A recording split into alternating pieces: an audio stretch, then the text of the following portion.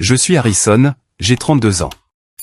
Il y a 5 ans, j'ai été brutalement agressé au mariage de mon propre cousin, faussement accusé d'avoir couché avec la mariée, et jeté hors de ma famille comme un sac de déchets sans valeur. Pendant que j'étais assis dans une salle de soins d'urgence stérile, crachant mon propre sang et attendant qu'un médecin me dise si mon os orbital était brisé de façon permanente, mon père m'a envoyé un seul message texte. Il disait « Mariage annulé. Vide tes affaires du garage avant ce soir ».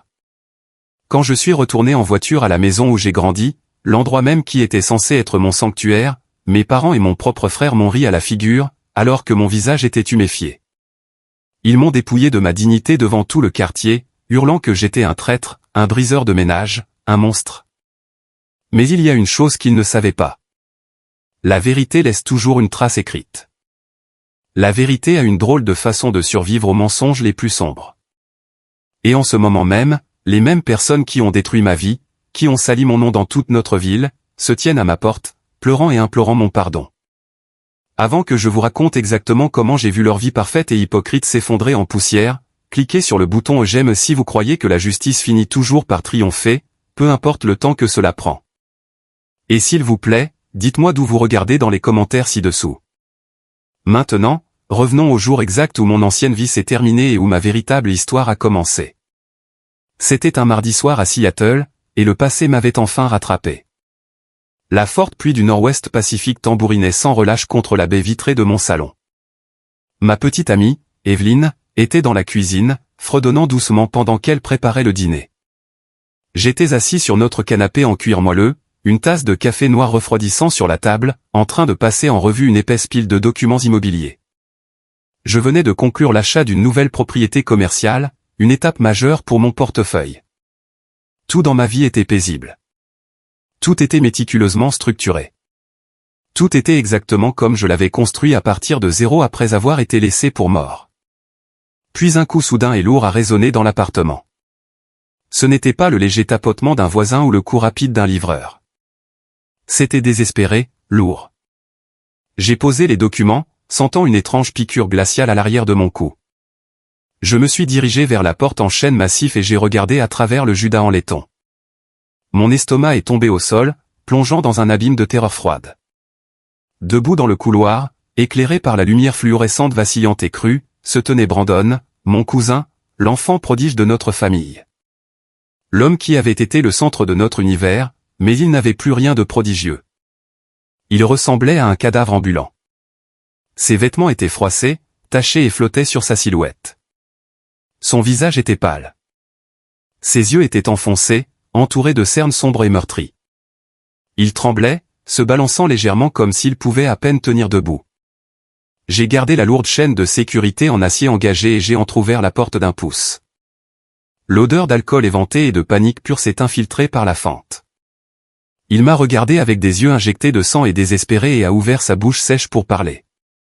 Pour comprendre l'audace absolument insensée de cet homme se tenant à ma porte en quête de rédemption, vous devez comprendre exactement ce qu'il m'a fait il y a 5 ans. Vous devez comprendre la violence, la trahison et la cruauté pure qui ont fait voler mon univers en éclats. C'était en juin, un parfait samedi ensoleillé et doré dans notre ville natale, une banlieue de taille moyenne juste à l'extérieur de Portland où tout le monde connaissait les affaires de tout le monde. Brandon allait épouser Clara. Clara était une fille que nous connaissions tous les deux depuis l'enfance. Nos familles n'étaient pas seulement proches, nous étions pratiquement entrelacés. Clara vivait à seulement 3 maisons de la nôtre en grandissant. C'était la fille qui s'écorchait les genoux en faisant du vélo avec nous l'été. Elle était comme une petite sœur pour moi. Je l'aidais avec ses devoirs de maths au collège. Je lui donnais des conseils sur son premier petit ami à l'université. Et quand Brandon et Clara ont commencé à sortir ensemble en 2e année d'université, j'étais sincèrement ravi. C'était logique. C'était comme si 2 familles fusionnaient officiellement en une seule unité incassable. J'ai été choisi pour être le garçon d'honneur de Brandon. J'ai dépensé une petite fortune pour un costume bleu marine sur mesure, voulant être parfait pour les photos qui trôneraient sur la cheminée de ma mère pendant des décennies.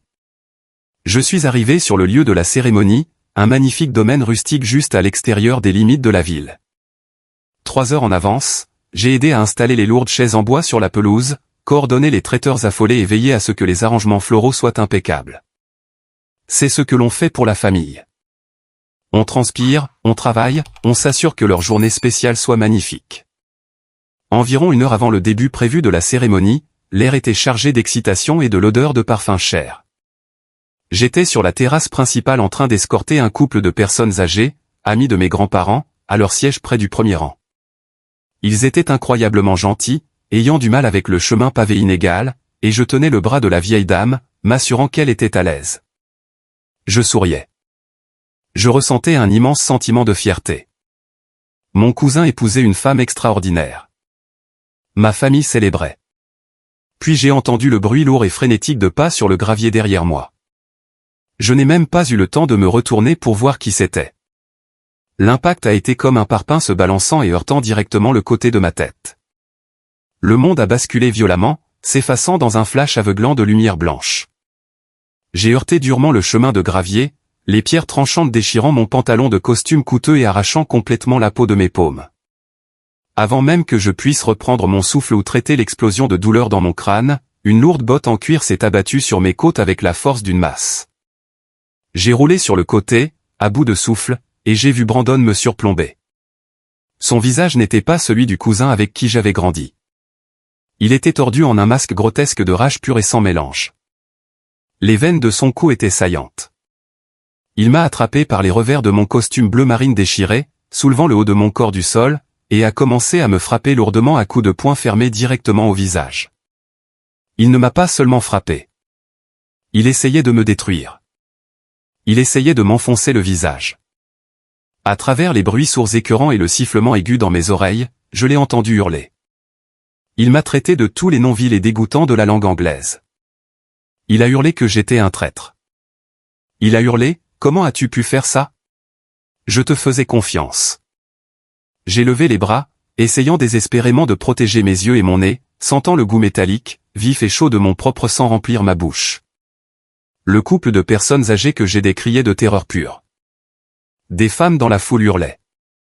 Tom, le témoin, et 3 autres garçons d'honneur ont finalement accouru. Il leur a fallu être 4 pour arracher physiquement Brandon de dessus moi.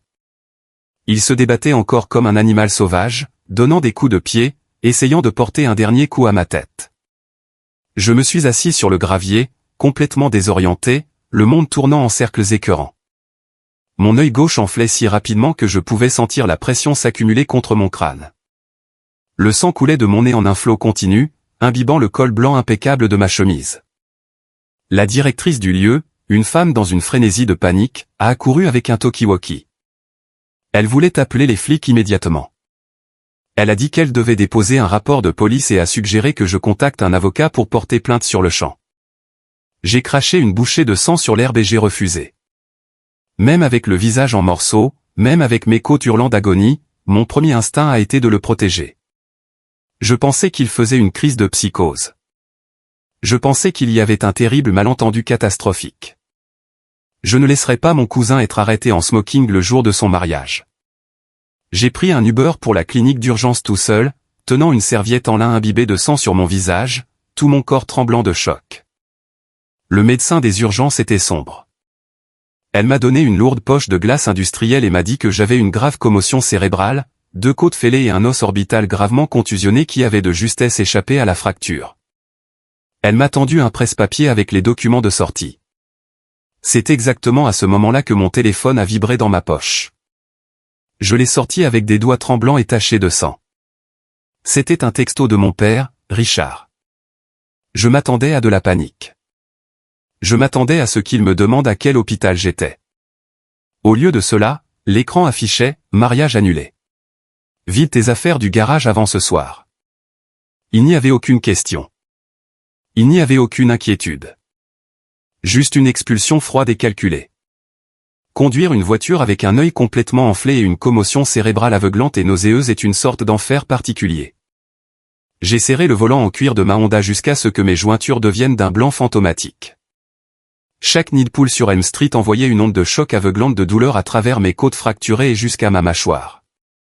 Je suis passé devant le vieux chêne où mon frère aîné Neil et moi construisions des forts, devant la boîte aux lettres rouillées que j'avais peinte en bleu vif pour l'anniversaire de ma mère il y a 10 ans. Il m'a fallu exactement 14 minutes pour atteindre l'allée. Mais suspendu dans ce cocktail angoissant d'adrénaline et de confusion totale, cela a semblé une éternité. Je me suis garé dans l'allée de la maison de mon enfance. La peinture bleue délavée sur le bardage semblait exactement la même. La pelouse méticuleusement entretenue était impeccable. Les voitures de mes parents étaient garées parfaitement à leur place. Le gros camion de mon frère Neil était garé agressivement sur le bord de la pelouse. J'ai déverrouillé la lourde porte d'entrée, ma main tremblant si fort que les clés ont rayé la plaque de laiton. J'ai descendu le couloir et suis entré dans la cuisine. Mon père, Richard, se tenait rigide près du comptoir en granit, les bras croisés sur sa poitrine comme un juge attendant de prononcer une sentence. Ma mère, Martha, était assise à la table de salle à manger en chaîne, ses mains jointes fermement. Neil était appuyé contre le réfrigérateur en acier inoxydable, une expression sombre et indéchiffrable sur son visage. Le silence dans la pièce était absolu. Il était épais, suffocant et lourd de venin. Ma mère a levé les yeux. Elle a vu mon visage tuméfié et ensanglanté. Le costume déchiré en lambeaux. Le gonflement violet obscurcissant complètement mon œil gauche. Elle a eu le souffle coupé. Mais je connais ma mère. Je connais les micro-expressions sur son visage. Il n'y avait aucune chaleur maternelle dans ses yeux. Il n'y avait aucune horreur face à mes blessures. Il n'y avait que du dégoût pur et sans mélange. Je me suis appuyé contre le cadre de la porte, respirant lourdement par la bouche. Je leur ai demandé ce qui se passait. Je leur ai demandé pourquoi Brandon venait d'essayer de me réduire en pulpe devant sans invité. Mon père n'a pas hésité. Il a frappé lourdement du poing sur le comptoir en granit, le son claquant dans la pièce comme un fouet. Il m'a regardé avec un niveau de mépris que je n'avais jamais vu auparavant et m'a dit d'arrêter de jouer l'innocent. Sa voix était un grondement bas et dangereux. Il a dit que toute la famille savait tout. Il savait que Clara et moi avions une liaison secrète et écœurante dans le dos de Brandon depuis des mois. Il a dit que j'étais une honte pour notre nom de famille. Je l'ai fixé. Les mots n'avaient aucun sens. J'ai ri.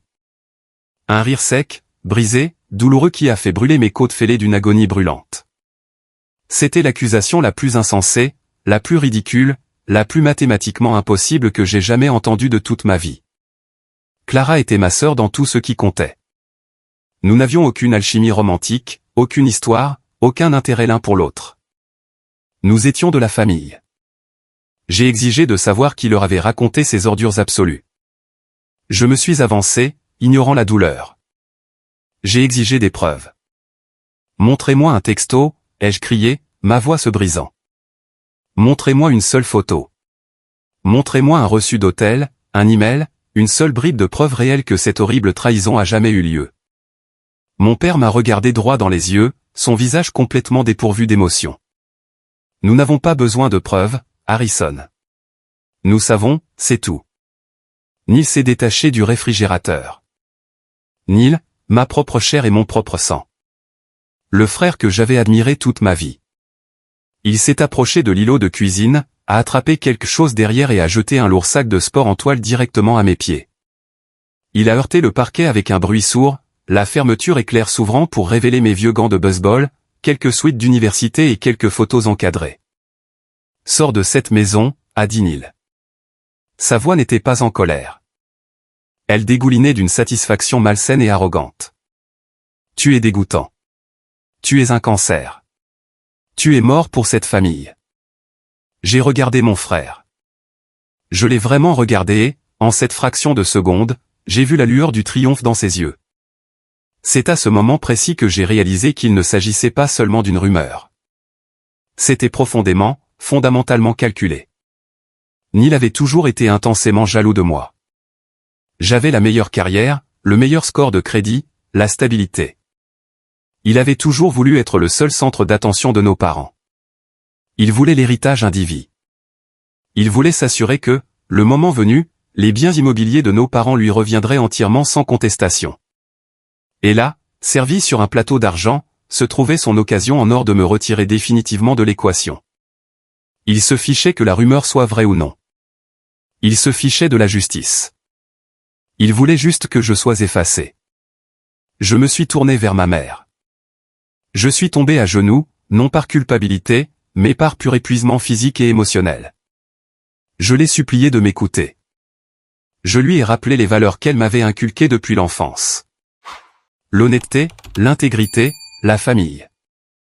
Je lui ai dit que j'irais au poste de police tout de suite et que je passerais un test au détecteur de mensonges. Je lui ai dit de regarder mon visage, brisé par mon propre cousin, et de me dire que je méritais cela sans la moindre preuve tangible. Elle a détourné la tête, fixant d'un air absent le papier peint fleuri. Elle a refusé ne serait-ce que de me regarder dans les yeux. Je me suis lentement relevé. La douleur dans mon corps n'était rien comparée au vide absolu qui s'ouvrait dans ma poitrine. J'ai ramassé le sac de sport. Je n'ai pas dit un mot de plus. Je n'ai pas crié. Je n'ai pas pleuré. Je me suis retourné et je suis sorti de la maison où j'ai grandi. La lourde porte d'entrée en bois s'est refermée derrière moi. Ce simple clic a sonné exactement comme le marteau d'un juge. Il a rompu tous les liens que j'avais avec les personnes qui partageaient mon sang. Les semaines suivantes furent un cauchemar vivant et palpable. Notre ville était petite, le genre d'endroit où les secrets sont une monnaie d'échange.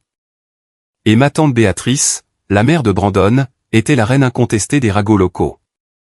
C'était une femme qui se nourrissait de drames. Elle était la présidente des réunions de l'association des propriétaires.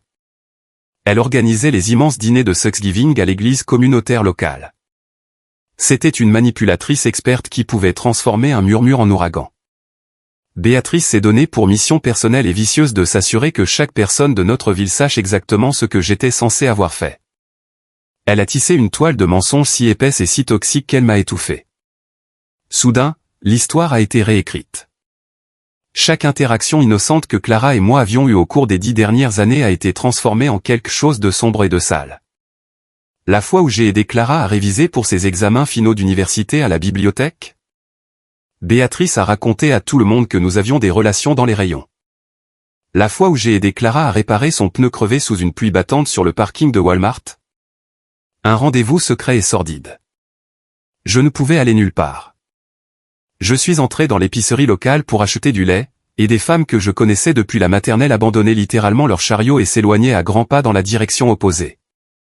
Monsieur Henderson à la quincaillerie, un homme qui me faisait des réductions et me demandait des nouvelles de mon père, bloquait physiquement l'allée et me disait qu'ils étaient fermés pour inventaire chaque fois que j'entrais. J'étais un paria. J'étais un fantôme hantant ma propre ville natale. Mais le pire, ce qui me tenait éveillé à 3 heures du matin à fixer le plafond, c'était le silence. Personne n'a demandé ma version de l'histoire. Personne n'a frappé à la porte de mon appartement pour dire « Harrison, ça ne te ressemble pas ». Que s'est-il passé? Personne n'a exigé de preuves tangibles de la part de Brandon ou de Béatrice. Ils ont juste avalé le poison parce que le drame était enivrant. Ils aimaient le scandale. Cela rendait leur vie de banlieue ennuyeuse et prévisible, dangereuse et excitante. Je suis resté assis dans mon appartement sombre et vide, nuit après nuit. La poche de glace de l'hôpital avait fondu depuis longtemps. Mon visage virait à une palette hideuse de jaune et de vert. Je suis resté là à me demander comment 30 ans de confiance, 30 ans à être un bon fils, un bon frère et un bon ami pouvaient être complètement effacés en un seul après-midi sur la base de rien d'autre que les murmures vicieux de personnes peu sûres d'elles. Le lundi matin est arrivé comme un bourreau. Les bleus sur mon visage s'étaient solidifiés en un masque de traumatisme écœurant et très visible. Impossible de le cacher. J'ai mis une chemise habillée propre et impeccable, j'ai avalé 3 ibuprofènes à dose maximale et je suis allé au travail. J'étais analyste financier senior dans une prestigieuse société de gestion de patrimoine local. J'avais un salaire phénoménal, un solide plan d'épargne retraite, un bureau en coin et un dossier de performance impeccable et irréprochable. J'ai naïvement pensé que ma vie professionnelle serait un refuge, une forteresse de logique et de chiffres où la folie hystérique de ma famille ne pourrait pas m'atteindre. J'avais complètement tort. À 10 heures du matin, ma boîte de réception a signalé une demande de réunion urgente. Mon patron, Grégory, m'a appelé dans son spacieux bureau en coin. Grégory était un homme faible et sans colonne vertébrale qui se souciait infiniment plus de son adhésion au country club et de son handicap au golf que de ses employés. Assise maladroitement sur le canapé en cuir à côté de son bureau se trouvait une jeune représentante des RH, serrant un dossier manille comme un bouclier. Grégory ne m'a même pas offert de siège. Il est resté debout derrière son bureau en acajou. Il a regardé mon visage tuméfié et enflé, a grimacé légèrement et a soupiré lourdement. Il ne m'a pas demandé si j'allais bien. Il ne m'a pas demandé qui m'avait agressé. Il a simplement déclaré que des rumeurs profondément troublantes circulaient autour de la fontaine à eau du bureau. Il a dit que les clients parlaient. Il a dit que ma conduite personnelle et l'altercation violente dans laquelle j'avais été impliqué au cours du week-end devenaient un sérieux handicap pour la réputation impeccable de l'entreprise. Je l'ai regardé avec une incrédulité totale.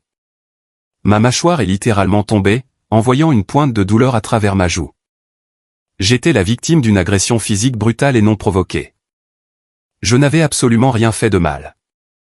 Je n'avais enfreint aucune loi.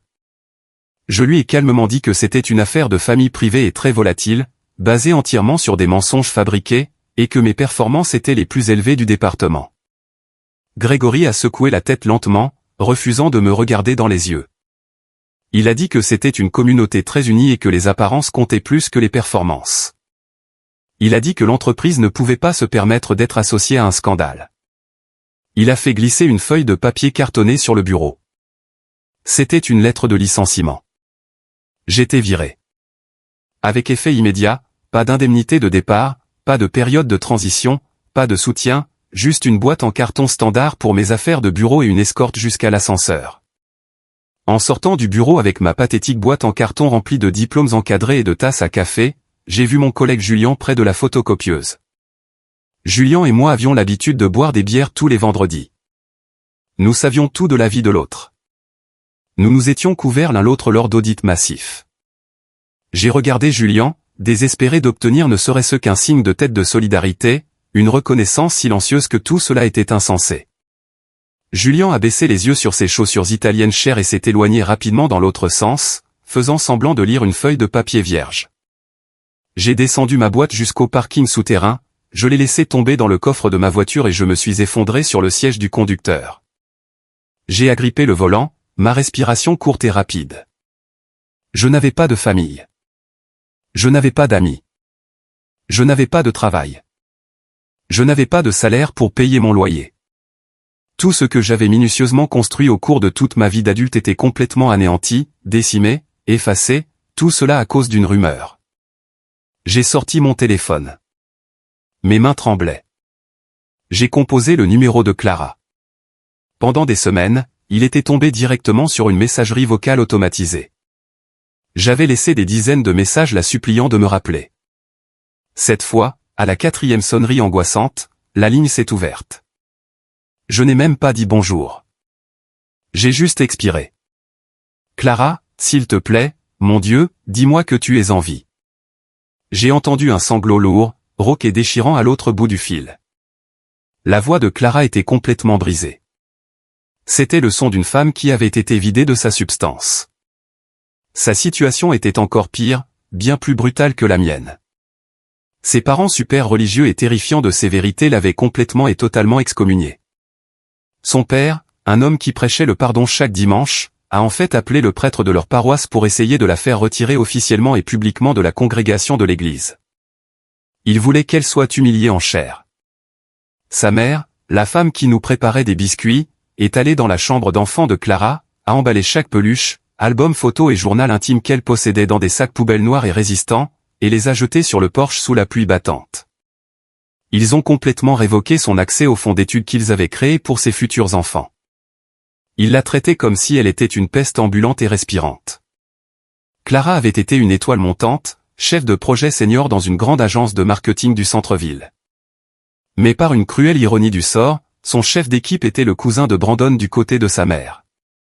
Le népotisme et les ragots l'ont détruite. Sa vie au travail est devenue une chambre de torture psychologique inéluctable. Elle était agressivement sanctionnée pour des erreurs microscopiques et imaginaires. Elle était isolée de tous les grands projets. Son bureau a été déplacé dans un coin sombre près des toilettes. Elle a finalement été harcelée et intimidée si sévèrement qu'elle a été forcée de démissionner juste pour préserver sa propre santé mentale. Nous avons convenu de nous retrouver plus tard ce soir-là. Nous avons choisi un parking désolé et vacillant derrière un centre commercial abandonné à la lisière absolue de la ville. Terrifiés d'être vus ensemble et d'alimenter le feu, nous nous sommes assis dans ma voiture dans le noir complet, le moteur éteint. Le seul son, le bourdonnement lointain de l'autoroute. Nous avons comparé nos notes. Nous étions deux personnes complètement innocentes dont les vies avaient été violemment détournées et projetées contre un mur de briques par un ennemi invisible. Qui a fait ça, Harrison, a murmuré Clara, regardant par la fenêtre embuée le bitume fissuré. Des larmes coulaient silencieusement sur son visage. Qui leur a raconté ces mensonges? Qui nous déteste à ce point? Nous n'en avions aucune idée. Nous savions que Brandon était colérique et arrogant. Mais il n'aurait pas simplement inventé ce récit élaboré et destructeur à partir de rien. Il n'était pas si créatif. Quelqu'un avait délibérément empoisonné son esprit. Quelqu'un avait planté une graine de toxicité absolue et l'avait arrosée jusqu'à ce qu'elle nous étouffe tous. Mais qui et pourquoi? Quel était le mobile? Nous avons réalisé un fait terrifiant et crucial cette nuit-là dans la voiture sombre. On ne peut pas prouver un négatif. On ne peut pas prouver légalement, logiquement ou physiquement qu'une liaison secrète n'a pas eu lieu.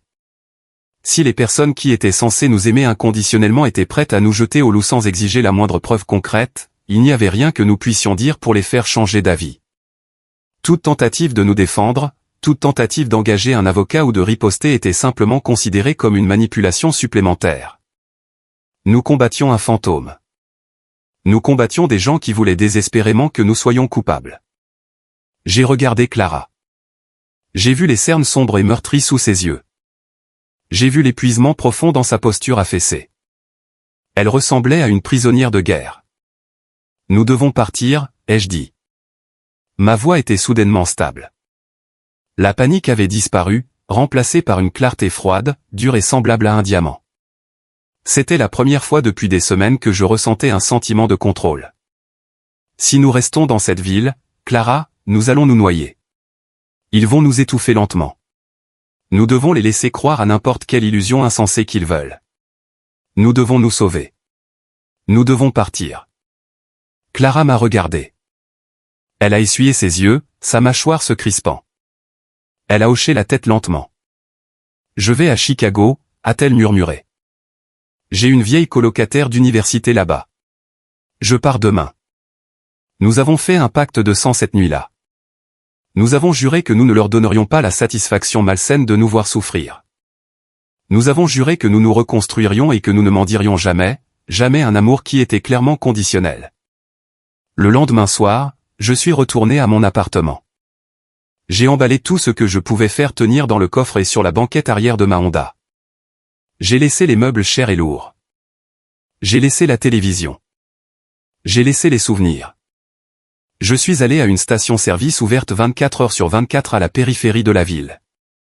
J'ai sorti mon téléphone de ma poche, j'ai ouvert le tiroir de la carte SIM avec un trombone et j'ai retiré la minuscule puce en plastique. Je l'ai fixée une seconde. Elle contenait tout mon passé, les numéros de mes parents, le numéro de mon frère. Je l'ai cassé en deux avec mon pouce et j'ai jeté les morceaux dans une poubelle graisseuse. J'ai tué Harrison, le fils sage et obéissant. J'ai tué Harrison, le frère loyal et aimant. Je suis remonté dans ma voiture, j'ai mis la transmission en marche et j'ai appuyé sur l'accélérateur. Je n'ai pas regardé une seule fois dans le rétroviseur. J'ai conduit toute la nuit, les lignes de l'autoroute se brouillant, me dirigeant vers le nord, vers la côte, vers une ville où personne ne connaissait mon nom, mon visage tuméfié ou les mensonges catastrophiques qui y étaient attachés. Seattle m'a accueilli avec une pluie glaciale et incessante, et un anonymat total et magnifique. C'était exactement ce dont mon âme meurtrie avait besoin. La pluie sans fin semblait laver la chaleur suffocante du jugement de ma ville natale. J'étais un fantôme et pour la première fois de ma vie, être invisible était un super pouvoir. J'ai loué un minuscule studio hors de prix à Capitol Hill. Les murs étaient fins comme du papier. Le chauffage cliquetait comme un moteur mourant, et la vue donnait sur une ruelle en briques. J'ai dormi sur un matelas pneumatique bon marché sur le sol nu pendant 2 mois d'affilée. Mais ce matelas pneumatique froid en plastique était infiniment plus confortable que le lit moelleux et cher de la maison de mes parents. Parce que dans cette petite pièce pleine de courants d'air, j'étais entièrement en sécurité. Il n'y avait pas de murmure dans mon dos. Il n'y avait pas de regard jugeur et hypocrite à l'épicerie. Je me suis jeté à corps perdu dans la reconstruction de ma vie avec une détermination impitoyable, presque terrifiante. La colère était mon carburant. J'ai mis à jour mon CV, supprimant toute référence à mon ancienne entreprise. J'ai fait appel à un recruteur d'entreprise, mettant en avant mes compétences brutes, et j'ai décroché un poste d'analyste junior dans une grande entreprise de technologie financière du centre-ville. C'était une régression humiliante par rapport à mon ancien titre de senior, et le salaire était nettement inférieur, mais je m'en fichais. J'avais besoin d'un point d'ancrage. J'ai travaillé 80 heures par semaine. J'étais le premier au bureau avant le lever du soleil, et j'étais le dernier à partir quand l'équipe de nettoyage arrivait. Je ne socialisais pas. Je ne participais pas aux politiques de bureau. Mon travail parlait de lui-même en chiffres indéniables et impeccables. C'est lors d'un barbecue d'été organisé par l'entreprise, 3 années éprouvantes plus tard, que l'univers m'a enfin montré une lueur de pitié. C'est là que j'ai rencontré Evelyne. Evelyne ne ressemblait absolument pas aux femmes de ma ville natale. Elle ne se souciait pas des ragots de quartier. Elle ne se souciait pas des élections du conseil de l'association des propriétaires. Et elle ne se souciait certainement pas du statut au country club. Elle était ingénieure logiciel senior. Férocement indépendante avec un sens de l'humour acéré et des yeux bruns perçants qui voyaient à travers toutes les absurdités de l'entreprise. Nous avons immédiatement sympathisé autour d'un hot-dog brûlé et d'une haine partagée du trafic de Seattle. À notre 3e rendez-vous, assis l'un en face de l'autre dans un café calme et faiblement éclairé près du front de mer brumeux, j'ai su que je devais lui dire la vérité. Je n'allais pas construire une nouvelle vie, une nouvelle fondation sur des omissions ou des demi-vérités. J'ai pris une profonde inspiration, mes mains moites, et j'ai tout mis sur la table en bois. Je lui ai tout raconté. L'agression brutale au mariage, les accusations insensées, mes parents m'abandonnant sans une seconde pensée, la trahison joyeuse de Neil pour l'héritage, la destruction systématique complète de mon ancienne vie et de ma réputation. Je me suis préparé au recul inévitable. J'ai attendu qu'elle me regarde avec cette étincelle familière de suspicion. J'ai attendu qu'elle se retire lentement, qu'elle me demande si j'avais vraiment couché avec Clara, qu'elle me demande si j'avais peut-être fait quelque chose pour le provoquer. Evelyne n'a pas bronché. Elle a pris une lente gorgée de sa tisane à la camomille, m'a regardé droit dans les yeux avec une clarté absolue et a dit « Ta famille a l'air incroyablement stupide et profondément toxique. Je suis vraiment désolé que tu aies dû survivre à ça tout seul. Tu veux qu'on aille prendre une glace ?» C'était tout. Pas d'interrogatoire brutal, pas d'ombre de doute, juste une croyance pure, inébranlable et farouchement protectrice. J'ai dû détourner le regard pour cacher les larmes qui montaient à mes yeux. J'ai failli m'effondrer en pleurant, là, au milieu du café bondé. Pour la première fois en 3 longues et angoissantes années, quelqu'un me voyait vraiment. Evelyne est devenue mon ancre. Elle est devenue mon sanctuaire. Nous avons emménagé ensemble 1 an plus tard dans un bel appartement ensoleillé dans une tour du centre-ville. Professionnellement, mon éthique de travail implacable et obsessionnelle a porté ses fruits de manière massive. Le PDG de mon entreprise technologique, un homme brillant et pragmatique nommé Victor, a remarqué mes chiffres trimestriels exceptionnels. Victor ne se souciait pas de mon passé. Il ne se souciait pas d'où je venais ou des rumeurs qui pouvaient exister dans une ville à des centaines de kilomètres de là. Il se souciait du talent brut et des résultats. Victor m'a promu directeur régional de l'analytique. Mon salaire a triplé du jour au lendemain.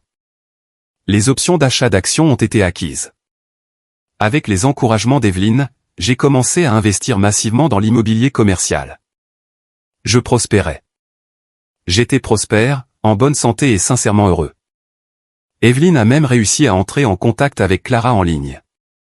Clara était restée à Chicago et, grâce à son incroyable résilience, s'était bâtie une vie extraordinaire dans le conseil d'entreprise de haut niveau. Evelyne et Clara ont lancé un podcast sur les crimes réels et un club de lecture virtuelle. Elles se parlaient chaque semaine.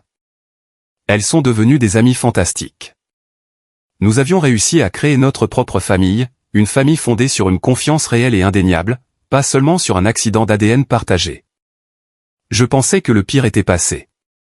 Je croyais sincèrement que les fantômes de mon passé étaient définitivement enterrés sous le béton de ma nouvelle vie. J'avais tellement, incroyablement, dangereusement tort. Tout a commencé un mardi après-midi quelconque, exactement 5 ans après que j'ai fui ma ville natale au milieu de la nuit. Evelyne travaillait à domicile ce jour-là. Elle avait l'habitude de descendre à un traiteur méditerranéen local pour le déjeuner afin de se dégourdir les jambes. Quand elle est revenue à notre étage et s'est approchée de notre appartement, elle a remarqué quelque chose d'étrange collé à la porte. Ce n'était pas un dépliant promotionnel brillant. Ce n'était pas un avis de passage pour un colis manqué de FedEx. C'était une feuille de papier d'imprimante blanche vierge scotchée directement sur le judas en laiton, sur laquelle était écrite au marqueur noir épais, en écriture désordonnée et hâtive, juste 2 phrases. Il faut qu'on parle. Je reviendrai ce soir. Pas de nom, pas de numéro de téléphone, pas d'explication, juste une menace vague et sinistre enveloppée dans un anonymat complet. Evelyne m'a immédiatement appelé au bureau. Elle ne m'appelait jamais au travail sauf en cas d'urgence absolue. Sa voix était tendue, son ton aigu. Elle parlait incroyablement vite, sautant des respirations, sa panique rayonnant à travers le téléphone. J'ai laissé tomber les rapports trimestriels que je tenais, je suis sorti de mon bureau et j'ai conduit jusqu'à la maison comme un fou, dépassant toutes les limites de vitesse sur l'autoroute. Quand j'ai déverrouillé l'appartement, le lourd pêne dormant était engagé et la chaîne de sécurité en acier était verrouillée. Evelyne était assise, rigide, sur le canapé, son ordinateur portable de travail fermé. Appuyée contre la table basse en verre juste à côté de son genou se trouvait une solide batte de baseball en aluminium qu'elle gardait de ses années de softball à l'université. Elle avait l'air terrifiée. Nous ne savions pas qui c'était. Mon nom était sur la boîte aux lettres en bas, oui, mais comment quelqu'un de mon passé toxique m'avait-il retrouvé? J'avais légalement changé de numéro de téléphone, supprimé définitivement toute trace de mes anciens réseaux sociaux et disparu dans la nature. Neil avait-il engagé un détective privé pour me signifier une poursuite judiciaire concernant la succession? Mon père m'avait-il retrouvé? Nous sommes restés éveillés toute la nuit, toutes les lumières éteintes, fixant intensément la porte, sursautant à chaque craquement du plancher dans le couloir. Personne n'est venu. Nous sommes allés à une quincaillerie le lendemain matin et avons installé une caméra Ring haute définition. Nous nous fichions de perdre notre importante caution pour avoir percé la porte. Evelyne a commencé à travailler dans un café bruyant et bondé en bas de la rue au lieu d'être seule dans l'appartement calme. La tension dans notre maison était insupportable. La paix que j'avais passé 5 années éprouvantes à construire a été instantanément et violemment brisée par un simple morceau de papier. Puis est arrivé le vendredi soir. La pluie tombait à nouveau, tambourinant agressivement contre la vitre. Nous venions de finir de manger à emporter dans le salon, essayant de forcer une certaine normalité dans la soirée. Toc, toc, toc. Des coups lourds, délibérés, rythmés contre notre porte d'entrée. La main d'Evelyne a instantanément jailli et a saisi la poignée métallique froide de la batte de baseball en aluminium. Je me suis levé, mon cœur battant contre mes côtes comme un marteau-piqueur, l'adrénaline ayant un goût de cuivre dans ma bouche. Je me suis approché lentement de la porte, sentant une sueur froide et moite perler à l'arrière de mon cou. Je me suis penché et j'ai regardé à travers le judas. C'était Brandon, l'homme qui avait essayé de me battre à mort. Le Golden Boy qui m'avait jeté au loup, debout à ma porte. J'ai pris une profonde inspiration tremblante, j'ai gardé la lourde chaîne de sécurité en acier fermement verrouillée et j'ai entrouvert la porte d'une fraction de pouce. Harrison, croassa-t-il, sa voix se brisant, sonnant comme celle d'un homme qui avait avalé du verre. Il avait l'air complètement détruit, brisé. S'il te plaît, je sais tout. Je connais la vérité. Je l'ai fixé à travers l'étroite fente, ne ressentant absolument rien d'autre qu'une colère froide, dure et juste. Je suis resté complètement immobile, fixant Brandon à travers l'étroite ouverture d'un pouce de ma porte d'entrée. La lourde chaîne de sécurité en acier était tendue à travers le cadre, servant de barrière physique et indéniable entre mon présent méticuleusement construit et paisible et le cauchemar chaotique absolu de mon passé. La pluie de Seattle s'abattait furieusement contre les épaisses vitres au bout du couloir, créant un rythme régulier et implacable qui correspondait parfaitement au battement violent de mon cœur contre mes côtes. Brandon a appuyé son front contre le bois froid du cadre de la porte. Il avait l'air pathétique. Il ressemblait à un homme qui avait absolument tout perdu, y compris sa volonté de vivre. Les vêtements de marque coûteux et sur mesure qu'il avait l'habitude d'arborer, les polos impeccables et les chaussures en cuir italienne, avaient été remplacés par une veste en toile tachée et froissée qui sentait légèrement les cigarettes éventées et le whisky bon marché. Son visage était creusé, la peau flasque autour de ses pommettes, lui donnant l'air d'avoir vieilli de 10 ou 15 ans en l'espace de seulement 5. L'arrogance caractéristique, le droit indéniable qui émanait de lui comme un parfum toxique et suffocant, avait complètement, totalement disparu. Harrison, s'il te plaît, a-t-il supplié. Sa voix s'est brisée, comme s'il avait crié ou pleuré pendant des jours. S'il te plaît, ouvre juste la porte. Laisse-moi entrer. Je sais tout. Je sais ce que Monica a fait. Je sais que toi et Clara étiez complètement innocents. Je connais la vérité, Harrison. Je connais toute la dégoûtante vérité. Je n'ai pas bougé d'un seul muscle. Je n'ai pas levé la main pour déverrouiller la chaîne. Je l'ai juste regardé, sentant un calme étrange et glacial envahir tout mon corps. Il y a 5 ans, assis dans cet appartement sombre et vide avec un sac de petits pois congelés pressé sur mon visage brisé, j'aurais donné absolument n'importe quoi pour entendre ces mots exacts. Il y a 5 ans, je serais tombé à genoux, j'aurais remercié Dieu que ma famille me croie enfin, et j'aurais ouvert cette porte en grand. Je l'aurais serré dans mes bras. J'aurais pleuré sur son épaule. Mais je n'étais plus cet homme. Cette version de Harrison, le cousin sage et désireux de plaire qui avait encaissé des coups pour protéger la réputation de sa famille, est morte sur le parking graisseux d'une station-service quand il a cassé sa carte SIM en deux et a pris la route dans la nuit. Monica, ai-je répété. Le nom a laissé un goût amer et métallique dans ma bouche. Monica était une demoiselle d'honneur à ce mariage désastreux. C'était une fille que Brandon avait rencontrée à sa salle de sport haut de gamme et exclusive environ 1 an avant la cérémonie. Elle traînait toujours en marge de nos réunions de famille, riant toujours un peu trop fort aux terribles blagues de Brandon, trouvant toujours une excuse pour toucher son bras ou frôler son épaule. Je n'ai jamais vraiment fait attention à elle car elle ne semblait être rien de plus qu'un bruit de fond, un élément temporaire. Je n'avais absolument aucune idée qu'elle était l'architecte méticuleuse de ma destruction complète. Brandon a laissé échapper un sanglot rauque et laid, ses doigts agrippant le bord du cadre de la porte jusqu'à ce que ses jointures deviennent blanches. Nous divorçons, Harrison. Il a lâché, les mots suspendus, lourds et toxiques, dans l'air humide du couloir. Ça devient si moche. Nous nous disputions constamment. Nous nous disputions à propos de la maison, des comptes bancaires communs, de la pension alimentaire qu'elle exigeait. Elle a engagé cet avocat impitoyable et assoiffé de sang qui mettait mes finances en pièces. Elle voulait tout. Je lui ai crié dessus. Je lui ai dit qu'elle ruinait ma vie, qu'elle était un parasite.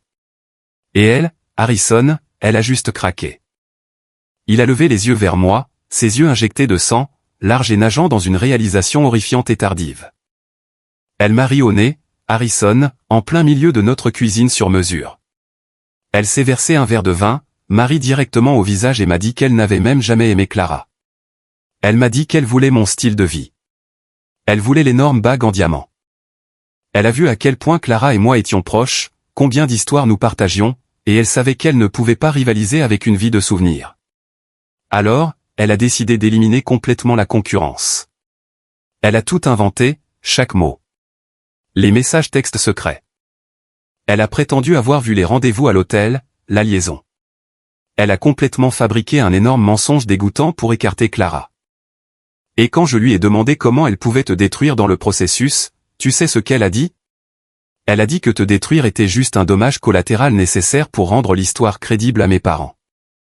Je suis resté là, dans mon couloir, à écouter la confession angoissante qui aurait dû me libérer. Au lieu de cela, elle n'a fait que rendre la colère profonde en moi plus chaude, plus vive et beaucoup plus aiguë. Dommage collatéral, ai-je dit. Ma voix était complètement plate, dépourvue de toute chaleur, de toute sympathie ou de tout amour fraternel. Toute ma vie, ma carrière établie, ma relation avec mes propres parents, ma réputation impeccable dans notre ville natale, tout cela n'était qu'un dommage collatéral. Pour qu'une fille au hasard que tu as rencontrée sur un tapis de course puisse s'assurer une bague de fiançailles et un compte chèque commun. J'étais aveugle, mec, a plaidé Brandon, essayant désespérément de passer ses doigts à travers l'étroite fente de la porte. Evelyn s'est instantanément placée juste derrière moi. Elle a appuyé fermement la lourde batte de baseball en aluminium contre son épaule, ses yeux sombres lui lançant pratiquement des poignards à travers l'ouverture. Brandon a vu la batte, a vu le regard féroce et intransigeant sur son visage, et a physiquement reculé. J'étais un idiot absolu, a continué Brandon, sa voix tremblante. Je l'ai cru parce qu'elle avait tous ces détails incroyablement spécifiques. Elle m'a manipulé, Harrison. Elle nous a tous manipulés. Je suis venu ici pour m'excuser. J'ai conduit depuis l'Oregon sans m'arrêter. Je n'ai pas dormi depuis 2 jours. Je dois réparer ça. J'ai besoin que tu me pardonnes et j'ai besoin que tu me donnes le nouveau numéro de téléphone de Clara pour que je puisse m'excuser auprès d'elle aussi. J'ai besoin d'entendre sa voix. J'ai ri.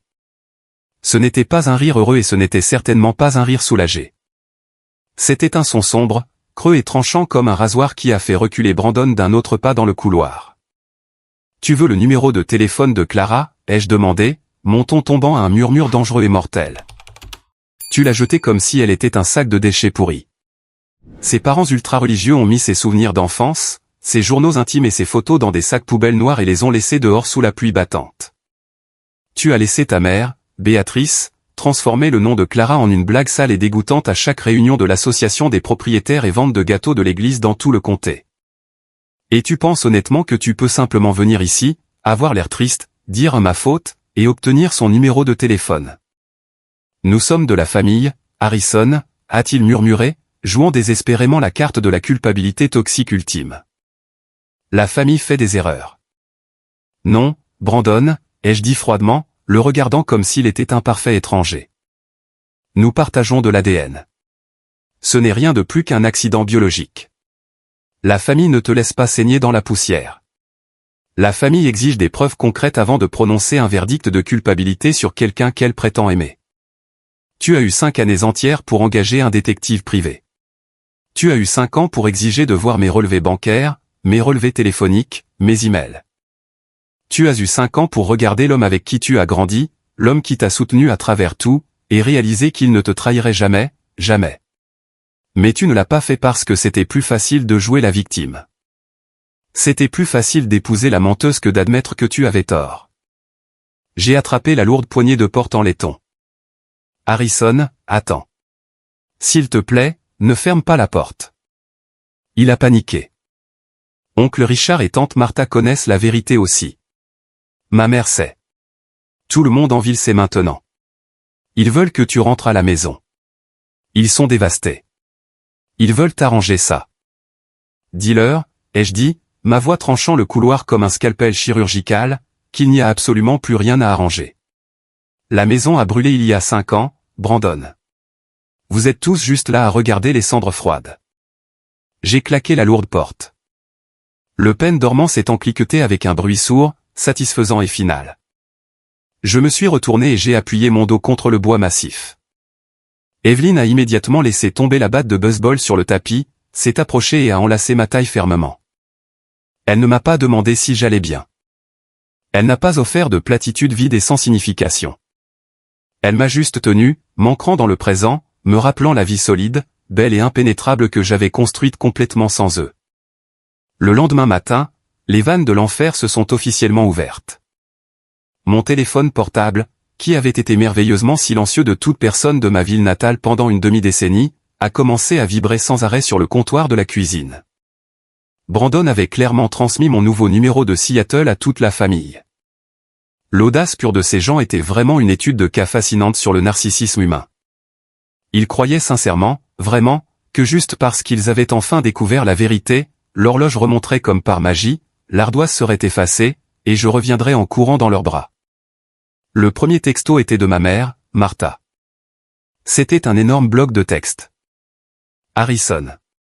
Chérie, Brandon nous a appelés hier soir et nous a tout raconté sur Monica. Nous sommes si incroyablement, profondément dévastés. Ton père et moi pleurons dans la cuisine depuis ce matin. Nous avons été trompés. On nous a menti. S'il te plaît, appelle-nous dès que tu auras ce message. Nous voulons que notre garçon rentre à la maison. Nous sommes si désolés pour ce qui s'est passé. Nous t'aimons. 2 minutes plus tard, un texto de mon père, Richard, est arrivé. Fils, nous avons fait une erreur terrible et impardonnable. Un père devrait toujours faire confiance à son garçon, et je t'ai manqué. La porte de cette maison t'est toujours ouverte. Faisons en sorte que tu prennes un vol pour descendre ici ce week-end. Nous devons parler de te réintégrer dans la fiducie familiale et de redresser les choses financièrement. Appelle-moi immédiatement. Puis est venu le message de mon frère Neil. Le serpent ultime dans l'herbe. Et petit frère.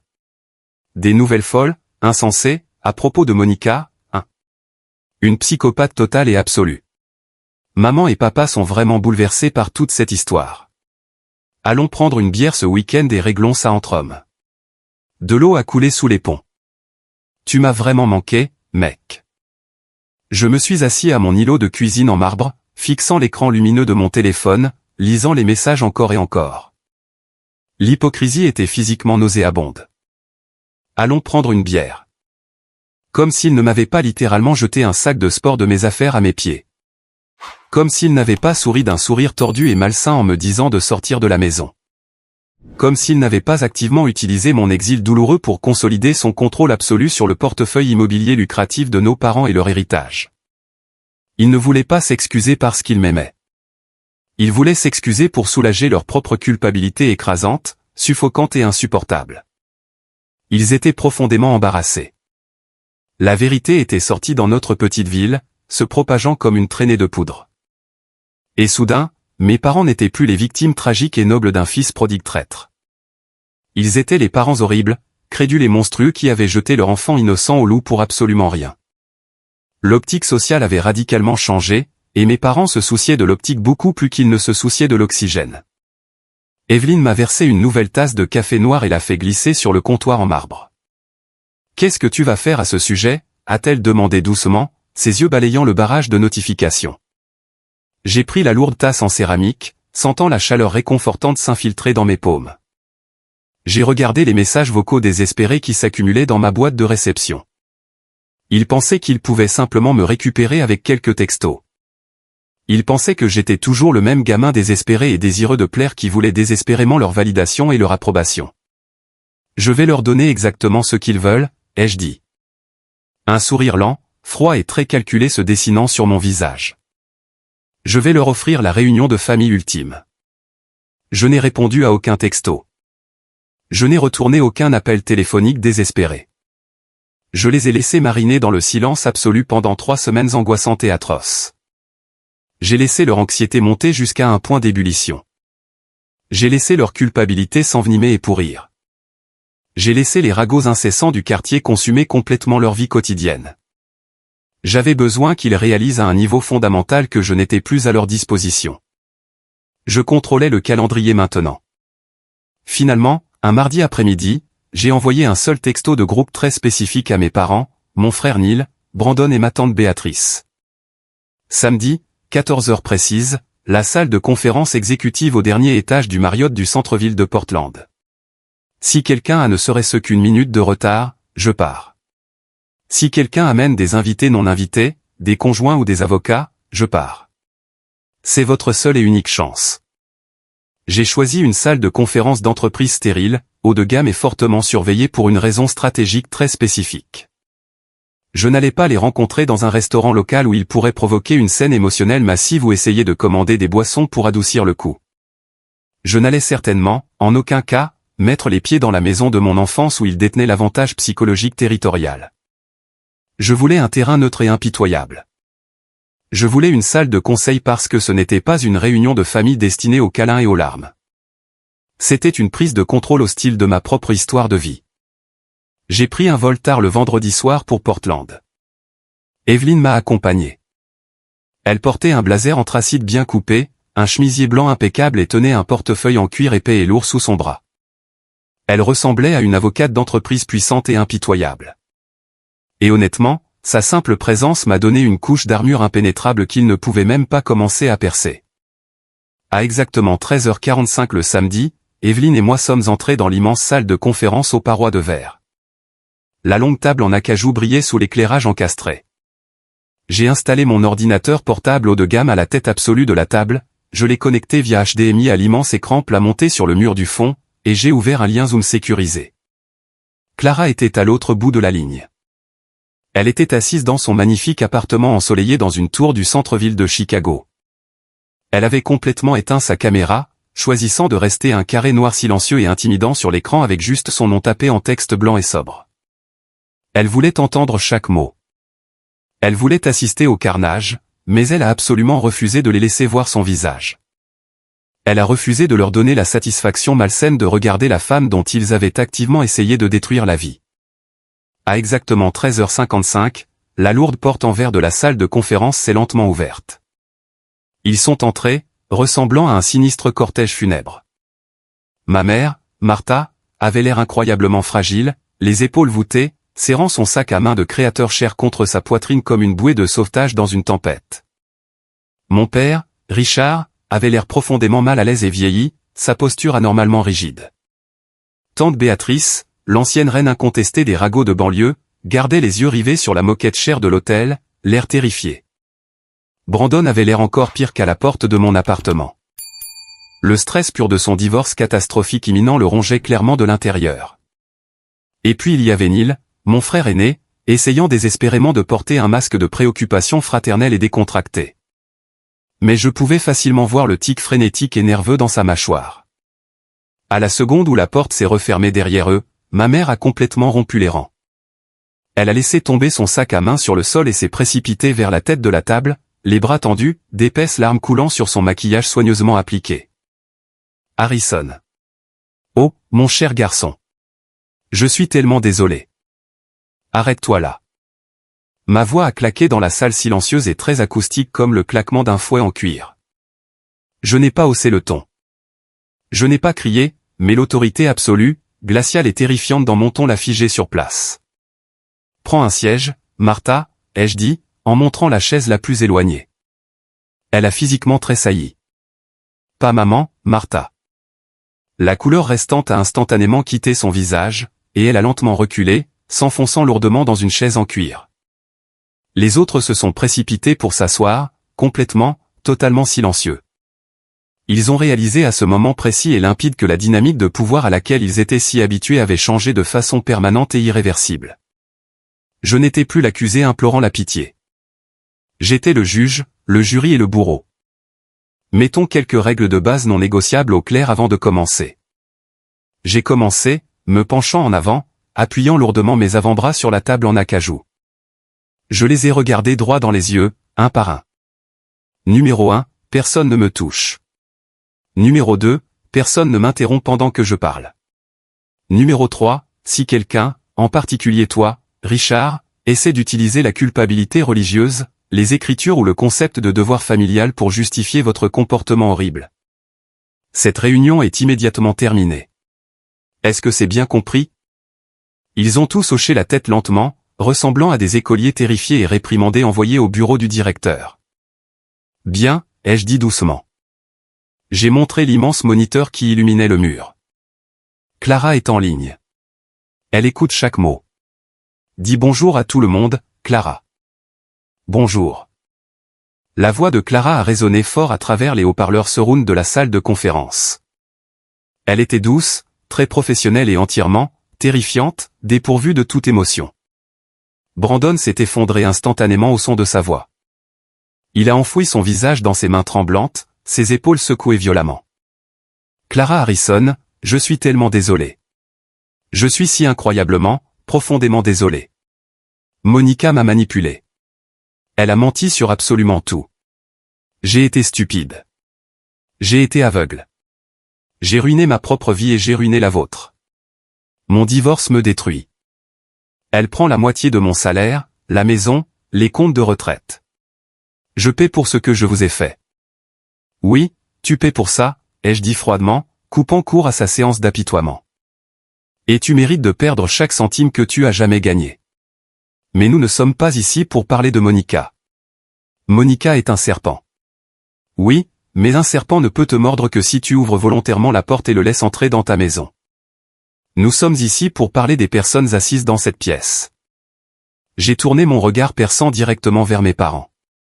Vous n'avez pas demandé une seule bribe de preuve. Vous n'avez pas demandé à voir un texto, une photo ou un email. Vous avez regardé votre propre fils, un fils qui ne vous avait jamais donné une seule raison de douter de son caractère en 30 ans. Et vous l'avez jeté à la poubelle parce qu'une rumeur scandaleuse était plus pratique que la vérité ennuyeuse. Harrison, s'il te plaît, fils, a plaidé mon père, sa voix épaisse de honte profonde et d'embarras.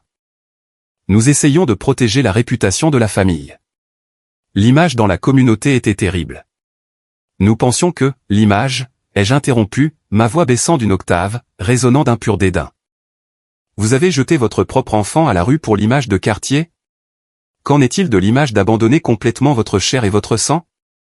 Qu'en est-il de l'image de laisser Neil manipuler complètement la fiducie familiale pendant que je dormais sur un matelas pneumatique?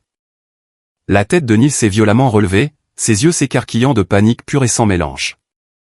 Ouah, Harrison, attends une minute. Ne mêlons pas des affaires financières compliquées à une réunion de famille très émotionnelle. Ferme ta gueule, Neil, ai-je lancé avec une telle férocité qu'il a physiquement sursauté sur son siège. Je me suis penché et j'ai ouvert avec assurance le dossier manie épais qu'Evelyn avait placé devant moi. Pensais-tu vraiment, honnêtement, que je ne le découvrirais pas? Pendant que je mangeais des nouilles instantanées et que je travaillais 80 heures par semaine à Seattle, tu as convaincu Richard et Martha de restructurer complètement leurs biens immobiliers commerciaux.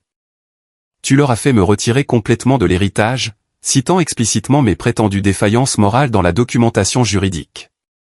Tu as utilisé ma tragédie comme une arme pour t'assurer un portefeuille de plusieurs millions de dollars exclusivement pour toi. Mes parents se sont lentement tournés pour regarder Neil. Un choc total et absolu s'est inscrit sur leur visage vieillissant. Ils n'avaient pas réalisé la profondeur malveillante de son calcul. Ils pensaient qu'il les aidait simplement à gérer leurs actifs pendant une période stressante. J'ai tourné mon attention vers tante Béatrice. La femme se ratatinait pratiquement dans le rembourrage en cuir, essayant de devenir invisible. Et toi, Béatrice, tu ne pouvais absolument pas attendre pour répandre le poison. J'ai parlé à Marcus, le vieil ami d'université de Brandon. Il m'a dit que tu soupçonnais en fait que Monica mentait depuis le tout début. Tu savais que les chronologies qu'elle donnait ne collaient pas, mais tu voulais désespérément que Brandon épouse Monica parce que son père possédait une énorme entreprise de construction lucrative à Portland, et tu pensais que cette connexion élèverait ton statut pathétique au country club. Tu as volontairement sacrifié Clara, une fille que tu as vue grandir, parce qu'elle n'était qu'une fille de la classe moyenne du quartier. Béatrice a eu le souffle coupé bruyamment, couvrant sa bouche de ses mains tremblantes, ses yeux balayant frénétiquement la pièce alors que Brandon arrêtait de pleurer et fixait sa propre mère avec un dégoût absolu, horrifié et incrédule. Vous êtes tous malades. La voix de Clara a soudainement retenti des haut-parleurs, tranchant la lourde tension comme une lame de rasoir dentelée. Vous parlez constamment de valeurs familiales. Vous parlez d'église et de pardon, mais vous êtes les personnes les plus vides, les plus impitoyables et les plus dégoûtantes que j'ai jamais rencontrées. Mes parents ont jeté mes affaires d'enfance à la poubelle. Vous avez systématiquement détruit ma carrière. Vous nous avez traités comme si nous étions des animaux malades. Clara, ma chérie, s'il te plaît, essaie de comprendre, a sangloté ma mère, enfouissant son visage dans ses mains, ses épaules secouées. Ne m'appelle plus jamais ma chérie, a ordonné Clara, sa voix vibrant d'une immense autorité. Tu n'as plus le droit d'utiliser des termes affectueux avec moi, jamais. Nous n'avons pas accepté cette réunion pour nous réconcilier, Martha. Nous avons accepté cette réunion pour vous regarder dans les yeux et vous dire que vous n'avez absolument aucun pouvoir sur nous. Nous vous avons survécu. J'ai refermé le dossier manie d'un coup sec. J'ai regardé les personnes qui m'ont élevé, les personnes qui étaient censées me protéger du monde. Je n'ai vu que des étrangers faibles et pathétiques. J'ai une vie formidable et belle à Seattle, ai-je dit, ma voix complètement stable, dépourvue de toute colère maintenant. J'ai une carrière que vous ne pourriez même pas commencer à comprendre. J'ai une femme à mes côtés qui m'a montré à quoi ressemble une loyauté inconditionnelle réelle. Je suis complètement, entièrement entier sans vous. Je me suis levé de la lourde chaise en cuir. Evelyn s'est levée simultanément à côté de moi, sa posture parfaite, agissant comme une sentinelle silencieuse et inflexible. J'ai engagé un avocat d'entreprise très agressif à Portland, ai-je annoncé, portant le coup de grâce final et écrasant. Si l'un d'entre vous tente de contacter mon employeur, si l'un d'entre vous se présente à nouveau à mon immeuble d'appartement, ou si Béatrice prononce mon nom ou celui de Clara lors d'une autre réunion de l'association des propriétaires, je déposerai une plainte pour harcèlement et diffamation si massive qu'elle mettra toute votre lignée familiale en faillite. C'est la toute dernière fois que vous verrez mon visage. Et c'est la dernière fois que vous entendrez ma voix. Harrison, non, tu ne peux pas faire ça, a crié mon père, se levant. Son visage est devenu rouge de panique et de regret. Nous sommes ta famille. Vous étiez ma famille, les jeux corrigés, calmement, en boutonnant ma veste de costume. Maintenant, vous n'êtes qu'un exemple édifiant de ce qui arrive quand on accorde plus de valeur au ragot qu'au sang. Je me suis approché de l'ordinateur portable, j'ai appuyé sur le bouton de fin de réunion et j'ai coupé la transmission. L'immense écran est devenu instantanément noir. Sans regarder en arrière, sans un seul moment d'hésitation, Evelyn et moi sommes sortis par les portes vitrées, les laissant assis dans le silence suffocant et assourdissant de leurs propres conséquences dévastatrices et irréversibles. Les retombées de cette réunion spécifique dans la salle de conférence ont été une dévastation absolue et totale pour les personnes qui se croyaient autrefois complètement intouchables. Je n'ai même pas eu à lever le petit doigt pour détruire leur vie de banlieue parfaitement soignée. J'ai juste eu à m'écarter, à me retirer de leur rôle de bouc émissaire, et à laisser le poids pur de leurs propres choix toxiques s'effondrer violemment sur eux. Le divorce très contesté de Brandon avec Monica est devenu un désastre spectaculaire et incroyablement public qui a fait la une des journaux locaux. L'avocat impitoyable et cher de Monica l'a absolument éviscéré au tribunal de la famille. Parce que Brandon avait signé un contrat de mariage mal structuré et téléchargé dans sa hâte aveugle de l'épouser, elle est légalement repartie avec plus de la moitié de son plan d'épargne retraite accumulé, une part massive et paralysante de son salaire mensuel en pension alimentaire permanente. Et l'acte de propriété complet de leur maison de banlieue de 4 chambres construite sur mesure. Brandon a été expulsé de force et a dû emménager dans un minuscule et déprimant complexe d'appartements d'une chambre dans le mauvais quartier de la ville, conduisant une berline déglinguée. L'enfant prodige, l'homme qui pensait arrogamment pouvoir se sortir de tous ses problèmes à coups de poing, était maintenant ruiné financièrement, noyé sous les dettes et complètement isolé de tout le monde. Mais la véritable explosion sismique s'est produite au sein de mon unité familiale immédiate. Mes parents, se réveillant enfin de leur profonde illusion et réalisant à quel point ils avaient été joués, ont immédiatement tourné leur attention vers Neil. La révélation horrifiante que Neil avait activement et malicieusement manipulé mon exil douloureux pour réécrire entièrement la fiducie d'héritage et s'assurer le portefeuille immobilier commercial lucratif de la famille pour lui-même a brisé la fragile illusion d'une famille heureuse qu'il leur restait. Mon père Richard, un homme qui valorisait la loyauté et le respect traditionnel par-dessus tout, s'est senti complètement, totalement trahi par son fils aîné soi-disant fidèle. Il a engagé un expert comptable judiciaire et une équipe d'avocats spécialisés en succession impitoyable. Ils ont traîné Neil à travers une bataille juridique épuisante, très médiatisée et incroyablement humiliante pour annuler complètement les documents de la fiducie. Neil a arrogamment essayé de se battre au tribunal, affirmant que les documents étaient juridiquement contraignants, mais il avait maladroitement laissé une trace écrite massive et indéniable de mets douteux à ses avocats et de signatures forcées de nos parents vieillissants. Neil a été officiellement et légalement déshérité entièrement. Son gros camion coûteux a été saisi par la banque lorsqu'il n'a pas pu effectuer les paiements mensuels exorbitants sans son allocation secrète siphonnée des comptes familiaux. La dernière chose que j'ai entendue par le bouche à oreille, c'est qu'il occupait un misérable poste de cadre intermédiaire mal payé dans une entreprise de logistique, complètement brouillé avec nos parents. Mes parents mangent maintenant leur dîner de Thanksgiving élaboré dans un silence complet et assourdissant, assis seuls à une immense table de salle à manger dans une maison vide, entièrement hantée par le fantôme du fils qu'ils ont jeté. Tante Béatrice ne s'en est pas beaucoup mieux sortie par la suite. Une fois que la vérité sur le fait qu'elle savait activement les mensonges de Monica et qu'elle avait encouragé le mariage est sortie parce que Brandon le lui a hurlé avec colère en pleine rue, il a complètement coupé tout contact avec sa mère. Tout le quartier a rapidement eu vent de la véritable histoire, et la communauté de banlieue très unie et prompte à juger s'est retournée contre elle avec une vitesse vicieuse et terrifiante. La femme qui se nourrissait d'organiser des réunions de l'association des propriétaires et de répandre les ragots de l'église est soudainement devenue la paria ultime. Elle a été unanimement démise du conseil de quartier lors d'une réunion publique humiliante, et les gens traversaient activement la rue à l'épicerie locale, abandonnant leur chariot juste pour éviter de la regarder dans les yeux. Elle a finalement eu un avant-goût amer du même médicament qu'elle m'avait avidement fait avaler 5 ans auparavant. Pendant que leur monde brûlait activement, le mien prenait enfin magnifiquement son envol. Je suis retourné à Seattle en me sentant plus léger, plus libre et plus puissant que je ne l'avais été en une demi-décennie. L'encre de fer lourde et suffocante de mon passé avait enfin été coupée. Je me suis replongé dans mon travail d'entreprise avec une concentration renouvelée et aiguisée comme un laser. Non pas par un besoin désespéré de leur prouver qu'ils avaient tort cette fois, mais par une passion pure et sans mélange pour la vie que je construisais. 3 mois après la confrontation intense à Portland, j'ai été appelé dans l'immense bureau du dernier étage de Victor, le PDG de mon entreprise de technologie financière. Victor était un homme de très peu de mots, un leader stoïque et brillant qui valorisait l'intégrité absolue par-dessus tout. Il m'a fait signe de m'asseoir dans le fauteuil en cuir moelleux en face de son immense et imposant bureau en chêne. Il n'a pas souri, mais il y avait un respect profond et indéniable dans ses yeux alors qu'il me regardait. Harrison, a commencé Victor, se penchant en arrière et joignant soigneusement ses doigts. J'ai examiné en détail les indicateurs trimestriels pour l'ensemble du secteur du Nord-Ouest Pacifique. Votre division n'a pas seulement atteint les objectifs prévus. Vous les avez complètement pulvérisés. Les nouveaux modèles d'acquisition de biens immobiliers commerciaux que vous avez mis en œuvre le trimestre dernier ont permis à l'entreprise d'économiser des millions en obligations fiscales. Merci, Victor.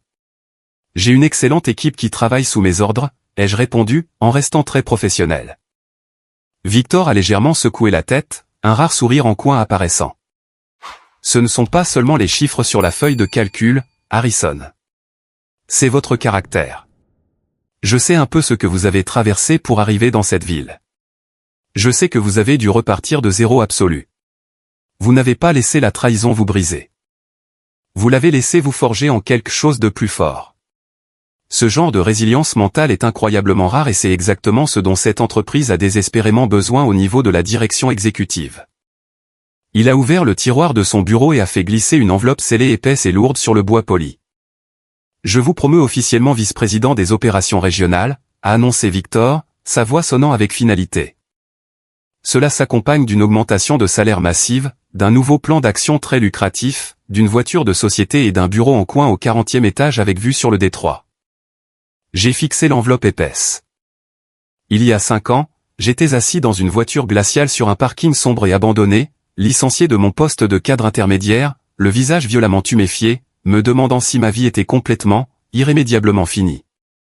Maintenant, j'acceptais avec confiance un poste de direction dans l'une des plus grandes entreprises financières de la ville.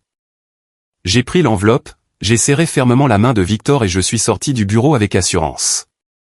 Je ne suis pas immédiatement retourné à mon bureau pour célébrer. J'ai pris l'ascenseur express jusqu'au hall, je suis sorti dans l'air vif et magnifique de Seattle et j'ai hélé un taxi. J'ai donné au chauffeur l'adresse exacte d'une bijouterie de luxe exclusive que je recherchais depuis plus de 6 mois. Je suis entré dans le magasin calme et parfaitement éclairé. Le directeur m'a immédiatement reconnu de mes consultations précédentes. Il a souri chaleureusement, s'est approché d'une vitrine en verre renforcé hautement sécurisée et a sorti une petite boîte en velours bleu foncé. Il l'a soigneusement ouverte sous les brillantes lumières halogènes. Reposant parfaitement sur le velours noir se trouvait une bague en diamant de 2 carats impeccable, conçue sur mesure. Elle était élégante, remarquablement solide et complètement unique. Tout comme Evelyne. Je l'ai payée intégralement en utilisant le bonus substantiel que j'avais gagné entièrement par mon propre mérite. Pas d'argent de famille, pas d'héritage douteux, pas de fonds fiduciaires. Chaque dollar a été gagné par mon propre sang, ma sueur et ma résilience indéniable. J'ai mis la petite boîte en velours profondément dans la poche intérieure de mon manteau, sentant son poids lourd et réconfortant contre ma poitrine alors que je ressortais sous la pluie. J'ai planifié la demande en mariage pour un dimanche matin calme et pluvieux. Evelyne et moi avions toujours aimé la pluie. C'était la toile de fond de notre tout début. Le bruit blanc apaisant et constant qui a aidé à laver le bruit chaotique et terrifiant de mon passé. Nous nous détendions dans notre appartement en hauteur. La riche odeur de café fraîchement torréfié et de brioche à la cannelle chaude remplissait l'air.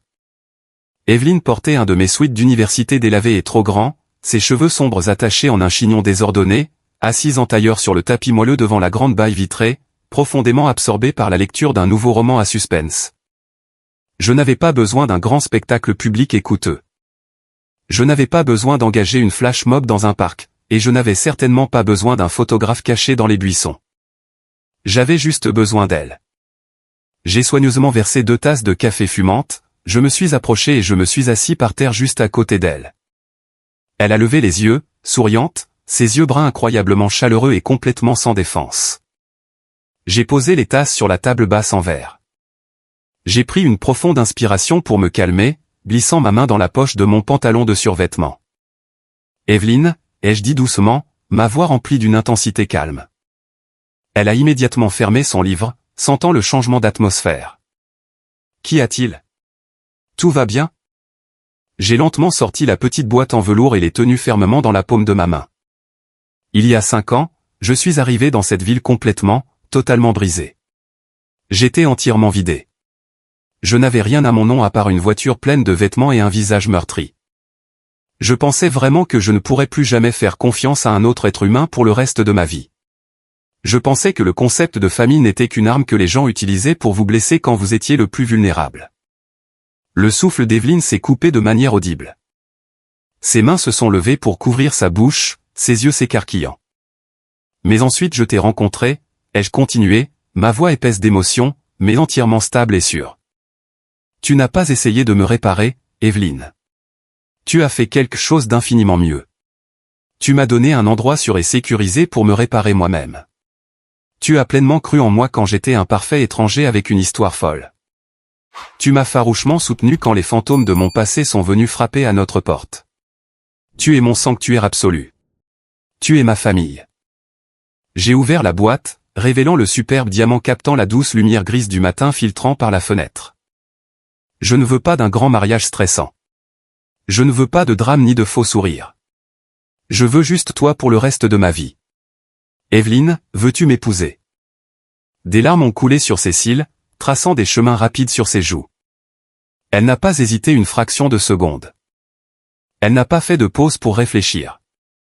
Elle a jeté ses bras autour de mon cou, enfouissant son visage dans mon épaule, et a murmuré « Oui, oui, Harrison. Absolument oui, 1 million de fois oui. » J'ai glissé la bague à son doigt. C'était un ajustement parfait et impeccable. Quelques semaines plus tard, une épaisse et belle enveloppe gaufrée est arrivée dans notre boîte aux lettres. L'adresse de l'expéditeur était de Chicago. Je l'ai ouverte au comptoir de la cuisine pendant qu'Evelyne préparait le petit déjeuner. C'était un faire-part de mariage. Clara allait épouser son fiancé de longue date, un gars fantastique et incroyablement solidaire nommé David, qui la traitait comme une reine absolue. À l'intérieur du faire-part formel se trouvait une petite note manuscrite de Clara. Harrison et Evelyne, je n'invite que la famille que j'ai réellement choisi d'avoir dans ma vie. S'il vous plaît, venez à Chicago et célébrez avec nous. Nous avons survécu, Harrison. Nous avons réellement survécu au feu. J'ai regardé le faire-part. Un sentiment de paix profond et inébranlable s'installant dans mon âme. Nous n'avions pas seulement survécu au feu. Nous l'avions traversé, nous l'avions vaincu, et nous avions construit un château avec les cendres. Parfois, l'univers vous rend un immense service déguisé en éliminant violemment les éléments toxiques de votre vie, même si cela fait un mal de chien sur le moment. La trahison brutale de ma famille ressemblait à une exécution publique. Mais en réalité, c'était une profonde libération. Cela m'a forcé à me dépouiller de toutes les attentes sociétales, de l'épuisante recherche d'approbation et du besoin désespéré de validation de la part de personnes qui étaient fondamentalement psychologiquement incapables de la donner. J'ai appris la leçon la plus difficile qu'un homme puisse apprendre. Le sang ne fait pas automatiquement de vous une famille. L'ADN partagé n'est pas un contrat pour la maltraitance. La loyauté, le respect mutuel et la confiance inconditionnelle sont les seules choses qui font de vous une famille. Vous ne pouvez pas contrôler ce que les gens toxiques disent de vous à huis clos. Vous ne pouvez pas contrôler les rumeurs vicieuses, les mensonges fabriqués ou les ragots incessants. Mais vous pouvez absolument, à 100%, contrôler la façon dont vous y répondez. Vous pouvez refuser de vous laisser faire et de jouer la victime. Vous pouvez refuser d'intérioriser leur profonde maladie. Vous pouvez tracer une ligne dure et impénétrable dans le sable et vous éloigner, consacrant votre énergie à construire une forteresse de succès et de bonheur qu'ils ne pourront jamais, jamais toucher. La meilleure vengeance n'est pas de se lancer dans des disputes à Thanksgiving. Ce n'est pas de publier des citations passives-agressives sur Internet. Ce n'est pas d'essayer de leur prouver qu'ils ont tort avec des faits qu'ils refusent de croire. La meilleure vengeance, la plus dévastatrice et la plus efficace, est l'indifférence complète, totale et sans complexe. C'est de vivre une vie si incroyablement belle, si profondément épanouissante que leur nom ne devienne rien de plus qu'une minuscule et insignifiante note de bas de page dans l'histoire de votre succès. Faisons une pause un moment. Merci de m'avoir suivi jusqu'ici. Vous êtes vraiment incroyable.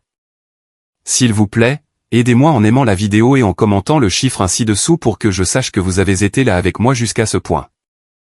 Cela aide non seulement plus de gens à découvrir cette histoire, mais me fait aussi savoir que mes expériences signifient quelque chose pour quelqu'un qui pourrait souffrir. Votre soutien est la plus grande motivation pour moi de continuer à partager le reste de ce voyage. Avez-vous déjà été confronté à quelque chose de similaire avec votre propre famille? Avez-vous déjà dû couper les ponts avec des personnes toxiques pour sauver votre propre santé mentale et votre tranquillité d'esprit?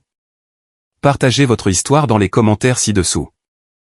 Et n'oubliez pas d'aimer et de vous abonner pour ne pas manquer le prochain voyage. Rappelez-vous, vous méritez un amour qui ne vous oblige pas à défendre constamment votre propre existence. Restez fort et continuez à construire votre propre forteresse.